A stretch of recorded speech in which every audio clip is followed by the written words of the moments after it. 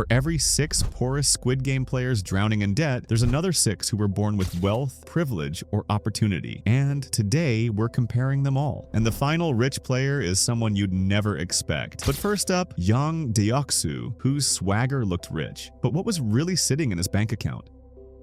Most people joined Squid Game because they were struggling with money, but Deoxu, he was completely bankrupt. Despite being a gangster, he didn't have wealth. He had debt, billions of won owed to loan sharks, with no assets, no savings, and no way out. Whatever cash he touched disappeared instantly. On the streets, he pretended to be untouchable, but in reality, he had nothing. Even his own men turned on him. When cornered with the loan sharks, they threw his reality in his face. They'll take your liver, your kidneys, and your eyes for the money you owe.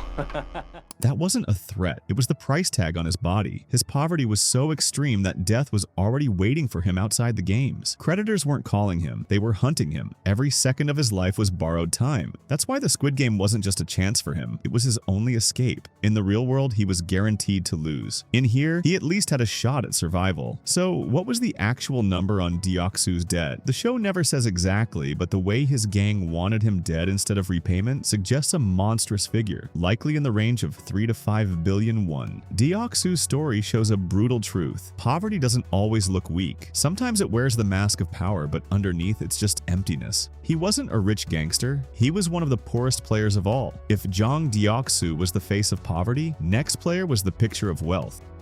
Player 100 didn't crawl into Squid Game from the bottom. He fell into it from the top. Jong Dai wasn't broke. He was a businessman, the kind of man who once lived far above ordinary struggles. While most contestants begged loan sharks for a few million won, Jong Dai had the connections to borrow the biggest amount out of everyone. That's not just debt, that's privilege. Banks, investors, and creditors trusted him because he came from money, and he wore that trust like a crown. To him, debt wasn't shameful. It was proof of his status. He even bragged about it in the game, saying things like, "They don't give out 10 billion to just anyone." He was proud that no ordinary man could ever qualify for the loans he squandered. His problem wasn't that he started poor, it was that he had everything and lost it through reckless ambition. And there's even a big theory about his placement in the game. Some fans believe he might have been one of the VIPs who lost his fortune and ended up playing as punishment. But for now, that's just a theory. Inside the arena, he still carried himself like a rich man, barking orders, demanding obedience, moving with the confidence of someone who always expected others to follow. But Squid Game doesn't care about social class. Money can buy influence in the real world, not survival here. His empire collapsed outside, and in the games, his false sense of superiority collapsed with it. So what was his real wealth before it all crumbled? Based on his lifestyle and access to billions in credit, it's likely Jong Dai's net worth was in the hundreds of millions of won, possibly close to 1 billion won before debt swallowed it all. And that debt? He owed 10 billion won, the largest sum of anyone in the game. Jong Dai is the perfect reminder. Being rich doesn't make you untouchable. In Squid Game, the wealthiest man in the room was just as disposable as the poorest. And if riches couldn't shield Jong Dai, what chance does a father with nothing but hospital bills have?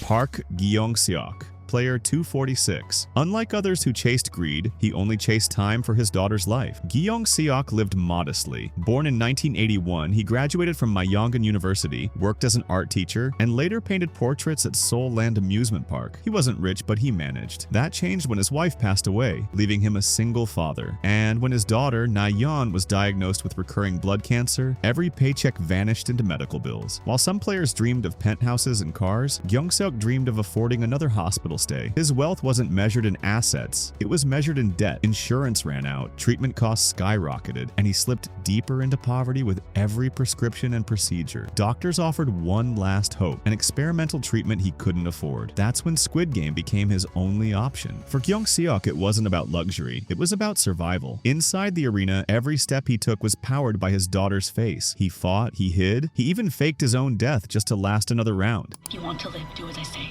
And when Kong No-eul helped him escape, he carried more than scars. He carried the chance to see his daughter again, but he also carried the crushing weight of debt. Considering years of hospital bills, recurring cancer treatments, and the experimental procedure doctors recommended, his financial hole likely reached hundreds of millions of won, possibly 300 to 500 million won. A debt not born from recklessness, but from trying to keep his daughter alive. Park Guong Seak's story shows the harshest poverty of all, when your wallet decides if your child lives or dies. But poverty isn't the only trap in Squid Game. Some players were rich enough to drown in their own greed. On the rich side of Squid Game was Namu, player 124, a flashy club promoter who lived in neon lights, VIP booths, and champagne tabs. Unlike the poor players drowning in debt just to survive, Namu wasn't desperate for rent money. He had money, and plenty of it. He worked at Club Pentagon, mingling with rappers and celebrities, tossing out free drinks and drugs like business cards. His nights were lined with luxury, and his wallet was heavy enough to chase whatever thrill he wanted. But his fortune didn't disappear through hardship. It vanished through greed. Risky crypto bets, shady investments, and the infamous Dalmatian coin scam wiped him out in one strike. Not a man destroyed by poverty, but by the addiction of wanting more. Inside the games, that arrogance stayed. He demanded respect, manipulated weaker players, and partnered with Thanos to keep his influence alive. To him, the arena was just another nightclub, where intimidation and status meant everything. But Squid Game doesn't care about status. When his stash ran dry and panic set in, the mask cracked. In the jump rope game, wealth couldn't save him. Player 124 didn't die poor. He died rich, consumed by his own excess. By the end, he had lost over 300 million won in one strike. Namu came from the highest privileges, but the next player came from the lowest struggles. On the poor side of Squid Game, meet Guong Seak, player 067. Her poverty wasn't just financial, it was carved into her entire life. Born in the north, her family's escape was shattered. Her father killed, her mother dragged back across the border, leaving only Seak and her younger brother to reach South Korea. But survival there wasn't easier. She lived in the shadows, hustling and scraping by in a country that never accepted her. To feed herself and protect her brother, she turned to pickpocketing. From strangers in the streets to Hun himself, her hands were quick, sharp, and unapologetic. Every stolen bill wasn't greed, it was survival. Inside the games, that same survival instinct defined her. She wasn't arrogant like the rich, and she wasn't reckless like the desperate. She was calculating, cautious, always watching. Biak didn't seek status or control. She sought one thing: enough money to buy her brother a real future and maybe rescue her mother. But how much money does a North Korean defector need for that? Between smuggling costs, safe passage, and the living expenses of raising her brother alone, her estimated burden would have easily been in the hundreds of millions of won, around 200 to 300 million won. Her story in Squid Game wasn't about wealth lost, but wealth never had. Poverty shaped her, hardened her, and ultimately it's what made her both one of the sharpest players and one of the most tragic. But for every player hardened by poverty, there was one drowning in wealth so deep, he turned death into entertainment. On the extreme rich side, meet Nam, player 001. Not a man crushed by debt, but the creator of the games themselves. While the others entered Squid Game out of desperation, Nam entered out of boredom. Nam was a financial tycoon, a man who built his fortune through ruthless loan sharking and never-ending interest. His wealth was so immense that money itself lost all meaning. Where players like Biak risked their lives for a few million won to save their families, Nam was burning billions just to stay entertained. In fact, back in 1988, he created the Squid Games as a playground for the ultra-rich, turning human lives into his private casino. Wealth shaped everything about him. While the poor saw the arena as life or death, he saw nostalgia, fun, and a return to his childhood games. I wanted to just feel something, just one last time before I die. He wasn't shackled by debt, he was chasing excitement. Where others screamed in fear, he smiled in wonder. Nam's gentle, friendly act made him seem harmless, even endearing. But it was a mask. Behind that grandfatherly charm was the most powerful man in the room, pulling the strings and hiding in plain sight. His ending revealed the truth. His elimination was staged. A year later, on his deathbed, he admitted he had been the mastermind all along. His billions had given him control over life and death, but not freedom from mortality. In the end, his money could buy games, not meaning. But how much money does a man need to run Squid Game every single year? Between bribing guards, recruiting soldiers, staging arenas, and funding jackpots of over 45 billion won per season, the numbers point to a fortune in the hundreds of billions of won, likely over 1 trillion won. Enough wealth to turn mass murder into a hobby. Nam proves the darkest side of wealth. The poor fight to survive, while the rich play with survival itself. And no matter how much money you have, death is the one game you can't escape. But while the rich toyed with survival, the poor were trapped in it, some fighting not for luxury, but just for a fair chance. On the poor side, we meet Ali Abdul, player 199, an immigrant worker from Pakistan, a husband, and a father who entered the Squid Game not for greed, but for survival. Ali moved to South Korea in 2020, leaving his parents behind to provide for his wife and newborn son. He found work in a factory in Ansan, but the conditions were brutal. For 6 straight months, his boss refused to pay him, leaving Ali unable to send money home or buy the most basic necessities. When a workplace accident cost him 2 fingers, he still received no compensation. His poverty wasn't born from bad choices, but from exploitation, a cycle of injustice that left him trapped. Inside the game, that desperation shaped his every move. Unlike the rich who entered for thrills or the gamblers chasing redemption, Ali only wanted fairness, the wages he had already earned but was denied. That responsibility made him resilient, loyal, and selfless. He saved Siongi Hun in red light, green light, joined an alliance, and often served as the group's moral center. But poverty also made him vulnerable. In the marble game, Song-woo manipulated his trust, tricking him into handing over his marbles. Ali never saw the betrayal coming. He died believing in someone who treated him as disposable, his body cremated against his likely beliefs, even in death, denied dignity. And unlike most of the other players, Ali Abdul didn't even carry debt into the games. His poverty wasn't from loans or gambling losses. It came from being robbed of the wages he had already earned. Ali's story reveals the darkest truth of Squid Game. While the rich bend rules for amusement, the poor sacrifice everything just to survive. But while the poor gave everything just to survive, some of the rich lost it all and couldn't stop performing on the way down. Now meet Choi Soo-bong, better known by his rap name Thanos, player 230. Not a man crushed by wages or gambling debts, but a rapper who once held 500 million won in his hands. Fame, music, fans, he had it all. But greed and one reckless investment sent it spiraling into ruin. Thanos wasn't another faceless worker. He had recognition. He'd taken second place in a major rap battle competition, built a following, and cashed in on it. At his peak, his earnings reached nearly 500 million won. But when YouTuber Lee Myung-gi hyped up a cryptocurrency called Dalmatian, Thanos saw a chance to double his fortune. Instead, the coin was a scam. His wealth evaporated, replaced with one of the highest debts in Squid Game history. Unlike the poor who never had enough, Thanos' tragedy came from losing everything he once owned. He believed fame and bold bets would keep him afloat, even inside the game. Players recognized him, wanted photos, and he basked in that attention, treating the arena like another stage. He clashed with Myung-gi, blamed him for his ruin, and built his own crew. You better get rich here, because I want my money once this is done.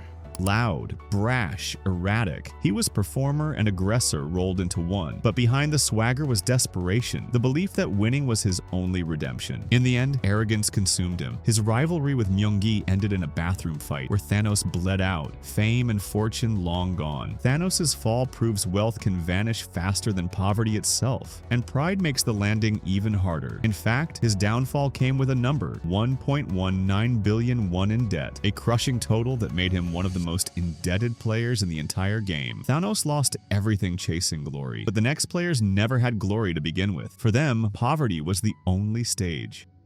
Park Yong Sick, player 007, was drowning in gambling debts, so deep that his creditors promised to carve out his eyes, liver, and kidney if he didn't pay. They said if I can't get them money in time, they're going to harvest my eyes, liver, and kidneys. His organs had more value than his future. That's how worthless poverty made him. He entered Squid Game not to win, but to escape collectors who saw him as spare parts. Beside him was his mother, Jong Dai, player 149. She didn't play for riches. She played to save her son from the kind of debt that eats generations alive. But poverty offers no rescue, only sacrifice. Yong Sick was too weak to fight, too desperate to survive. When he finally raised a weapon, it was Dai herself who stopped him, costing him his life. But how much debt can a mother and son carry together? Enough to crush them both. After decades of scraping by, even Dai's willpower collapsed. She begged to quit, tried to give up her winnings, and ultimately surrendered her life. Together, their burden reached 250 million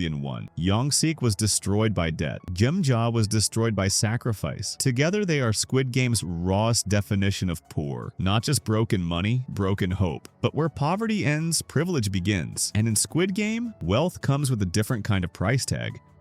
Player 218, the golden boy of Sangwon-dong. While others were stuck in back alley stalls, Song-woo climbed all the way to Seoul National University. Business administration, class of 2001, a banker's suit, a team leader's desk, the pride of his entire neighborhood. To them, he wasn't just successful, he was living proof that money could rewrite destiny. But his fortune wasn't built on hard cash, it was built on debt. Sang-woo gambled not in casinos but in boardrooms. Futures, options, client funds, billions moved on his word, until 6 billion won disappeared. Fraud, embezzlement, forgery. Even his mother's tiny shop became collateral for his downfall. That's why he entered the game. Not because he was poor, but because he was too rich in debt to survive outside. Inside, his wealth wasn't money anymore, it was his mind. He traded loyalty like currency, spent trust like pocket change, and when the stakes rose, he cashed in betrayal for one last chance, betraying and even killing some of his closest allies, including Sae-byeok and Abdul Ali, whenever it served his chance to live. At his peak, Sang-woo's estimated net worth was likely in the billions of won, thanks to his elite position at Joy Investments and assets like his mother's shop. By the time he entered the game, however, it was effectively zero, buried under a 6 billion won debt, including the 650 million won the organizers knew about, and his mother's shop as collateral. Sang-woo wasn't a man without wealth. He was a man crushed by the weight of it, and in the end, his riches didn't buy him freedom. They bought his ruin. But if Sang-woo's wealth was a trap, the next story shows the opposite, when poverty itself becomes the prison.